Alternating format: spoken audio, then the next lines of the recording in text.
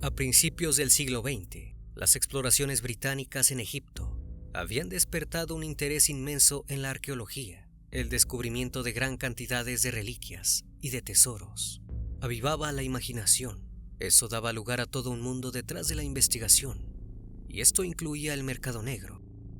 Pero no solo se trataba de Egipto. La promesa de gloria y aventuras atraía a los buscadores de fortuna y a los millonarios aburridos, a cualquier rincón del mundo que tuviera una leyenda detrás, de la que pudiera estar esperando un lugar en la historia.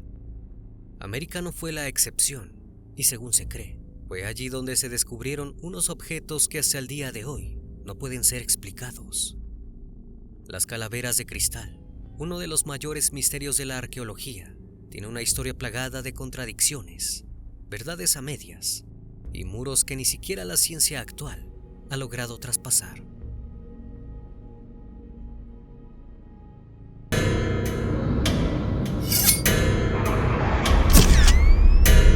Fragmentos de la noche.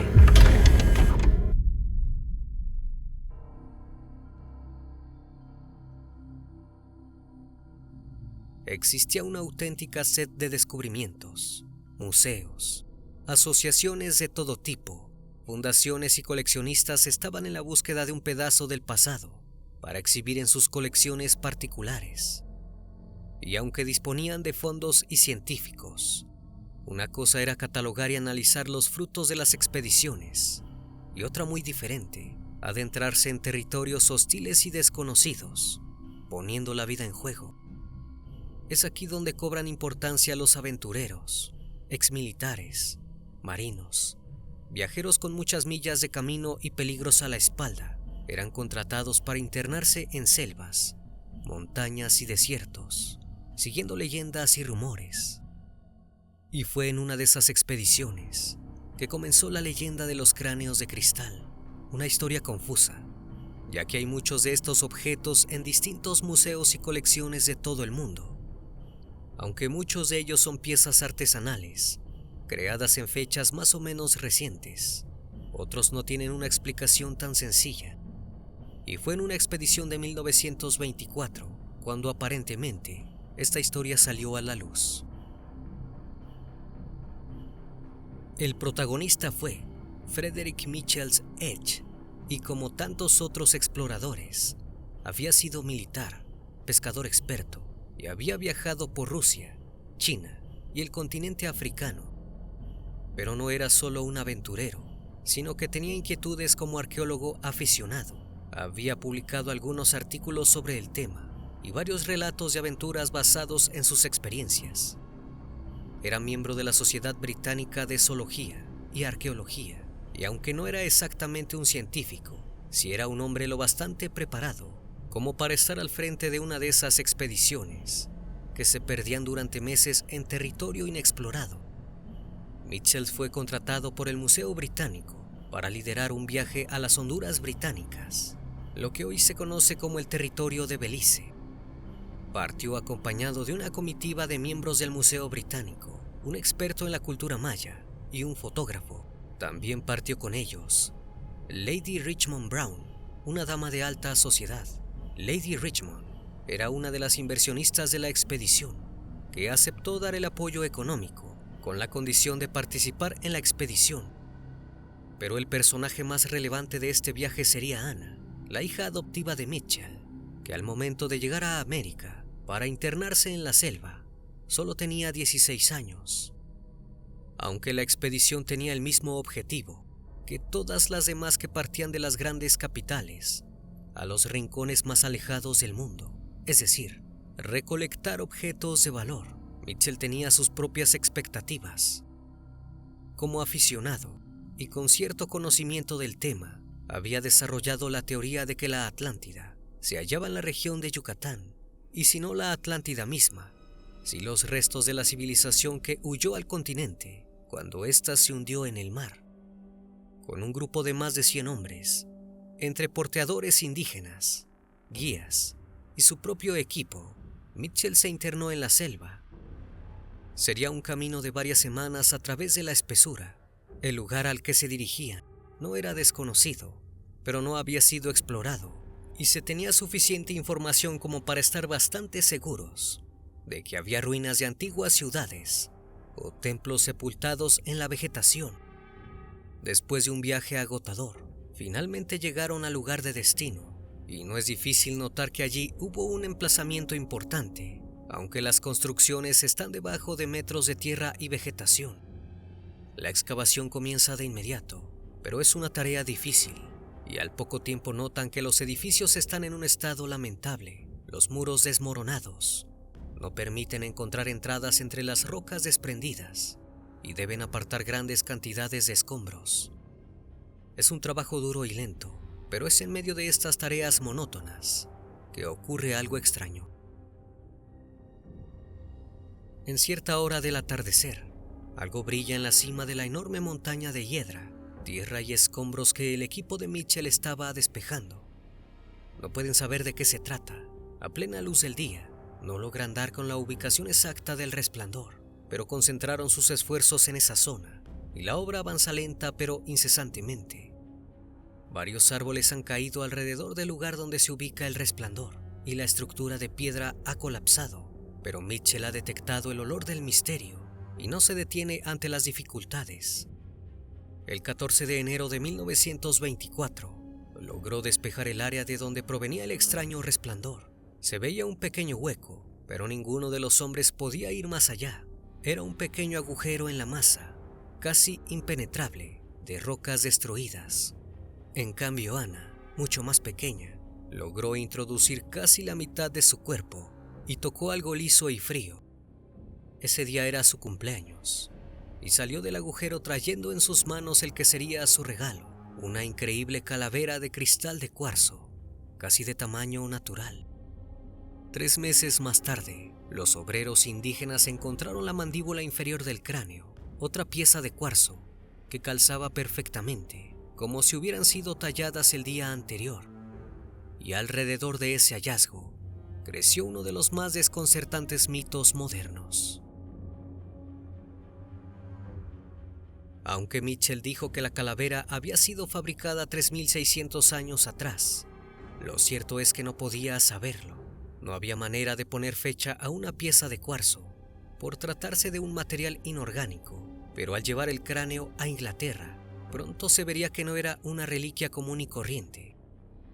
Cualquiera que pusiera en duda la autenticidad de la pieza, sufría una desgracia, enfermedades, pérdidas económicas e incluso, en un caso, la muerte. Además, la calavera tenía la capacidad de alterar los nervios de algunas personas, aunque no supieran que la calavera se encontraba en el lugar. Durante años, Mitchell defendió su historia y conservó el cráneo de cuarzo hasta su fallecimiento, en 1959. Ana heredó la calavera y en 1970 la cedió a unos laboratorios norteamericanos para que la analizaran. Un laboratorio de cristalografía de Santa Clara, California, sometió al cráneo a varias pruebas que establecieron que el objeto encontrado por la expedición de Mitchell en 1924 era un cuarzo psicoeléctrico de una sola pieza. Pero las pruebas microscópicas arrojaron un resultado increíble. La pieza había sido tallada contra el propio eje de la roca, algo prácticamente imposible. Si se va contra el eje de la piedra, esta se rompe en escamas y la vibración acabaría por partirla. Tampoco se observaban los surcos microscópicos que dejaría un torno.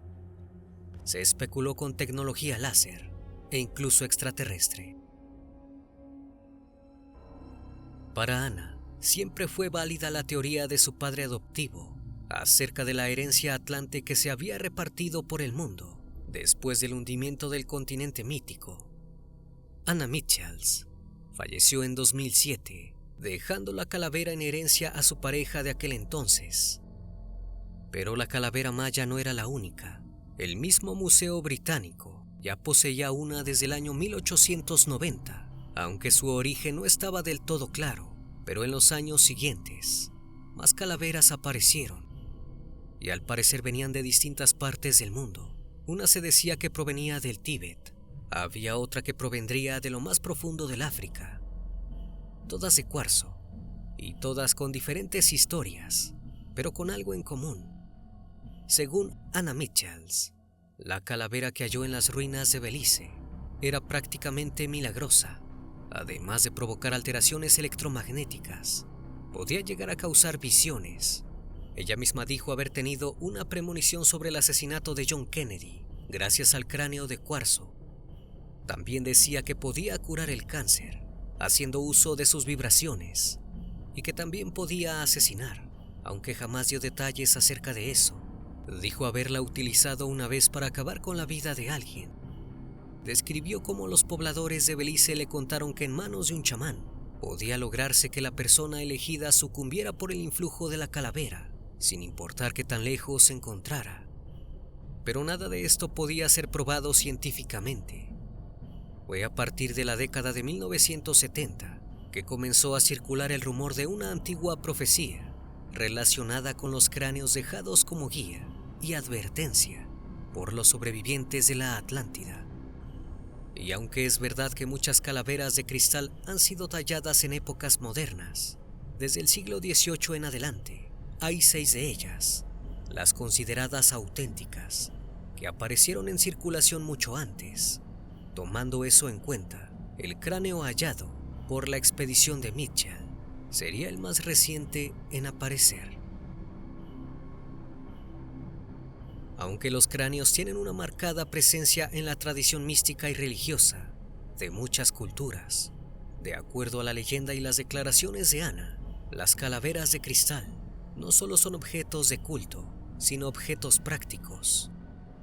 Habría una cierta cantidad de cráneos de cristal repartidos por el mundo, y cuando todos se reúnan, pueden ocurrir 2 cosas. O bien la humanidad recibirá al fin un conocimiento completo que le llevará a la paz, o llegará el tan temido y anunciado fin de los tiempos.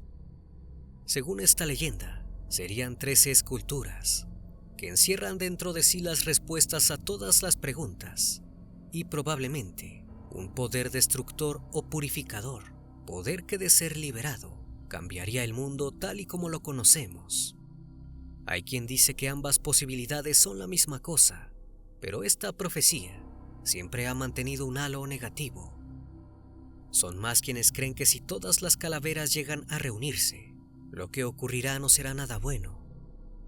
Las propiedades curativas de la calavera de cristal de cuarzo nunca han sido probadas, y los fallecimientos a su alrededor no pueden atribuirse en su influencia directa. Sin embargo, las inexplicables propiedades electromagnéticas y el misterio alrededor de la técnica utilizada para fabricarla siguen desconcertando a los científicos. 8 de las 13 calaveras de cristal han sido halladas. La leyenda dice que cuando se encuentren las 5 restantes y se reúnan en el mismo lugar, comenzará el apocalipsis. De hecho, la leyenda de las calaveras de cristal ha sido relacionada con la conocida profecía maya de 2012, y aunque el 2012 ha quedado ya muy atrás, existe una teoría que sugiere que eso no fue así. Cuando no ocurrieron cataclismos, terremotos o cayeron meteoritos durante el supuesto año del fin del mundo, casi todos concluyeron en que nada había pasado y que la profecía solo había sido un fraude más. Los defensores de la teoría del fin del mundo en 2012, sin embargo, dijeron que no era ese el final al que se refería la profecía, sino al de una era, a un cambio en la dirección de la humanidad.